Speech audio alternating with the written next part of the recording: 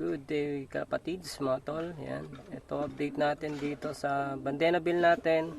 Saka dito, ito yung puti natin. So hindi maganda yung nangyari. Pumiga naman yung inakay. Maganda nga sana kasi sabay silang napiga kanina umaga. Kaya lang hindi ko alam kung anong meron dito sa puti na to eh. Paggising ko kanina umaga, pinuntahan ko, wala nang buhay yung isa. Hindi ko alam kung tinuka niya o paano, kasi labas yung laman loob ng isa.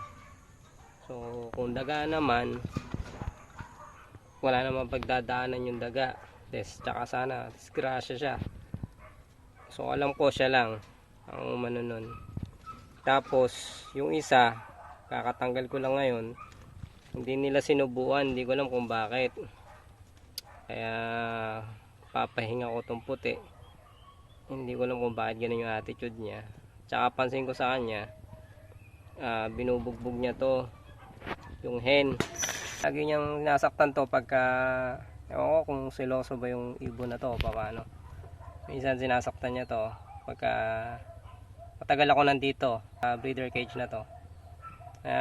Gagawin ko, babaklasin ko, ililipat ko ng pertong Bandenaville. Pahinga ko tong puti, pahinga ko muna siya, papaidadin ko. Tingnan natin, pahinga muna siya ng isang taon. Tingnan natin kung magbabago yung attitude niya. Sayang kasi, sayang yung panahon. Punta sana siyang maglabas ng anak. So nakapag isang clutch na nga tayo, yung grizzle natin anak niya.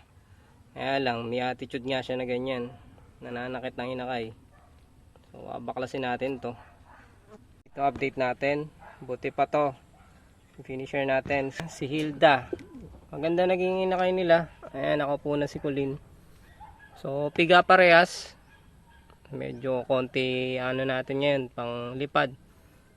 Baka magpasuksok tayo. So dalawa dito. Sana nga maganda maging ano nila. So ayan, binababawaran na natin ng pagkain, grits, pellets, saka grains. So meron tayong dalawang pang norte dito kay Colleen. Dito naman, pinakita ko nga sa inyo isa lang itlog nila na inupuan kasi basag yung isa eh. So ayan, di sila pumiga. Ito yung kapatid ni the first. So gagawin ko ito, i-cross ko dun sa sa Bandenaville. Silang dalawa. Dito, ito anak ni 889 the first, ni Joel Javier, ni Idol. At ito galing kay Idol Malditas Love, Klein Didi, alam ko line bred, Vandenbroek, laki mestiza.